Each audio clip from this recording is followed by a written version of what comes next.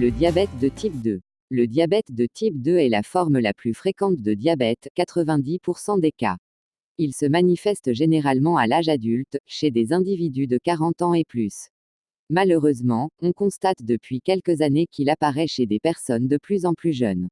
Dans les populations à risque, il peut même apparaître dès l'enfance.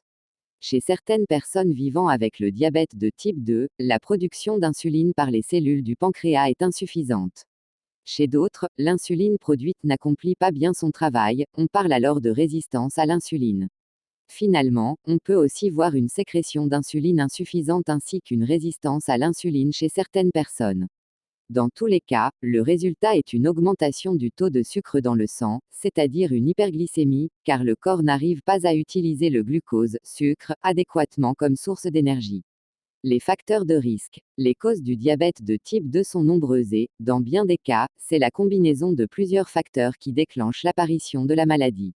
En voici des exemples. Le sexe, les hommes sont plus vulnérables que les femmes. L'âge, le risque augmente à mesure que l'on vieillit. Le surplus de poids, le tour de taille élevé, soit la graisse accumulée autour de l'abdomen. Le niveau d'activité physique, les habitudes alimentaires, l'hypertension artérielle, des glycémies anormalement élevées dans le passé.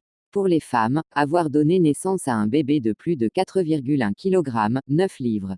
L'hérédité, l'origine ethnique, autochtone, africaine, asiatique, latino-américaine, etc.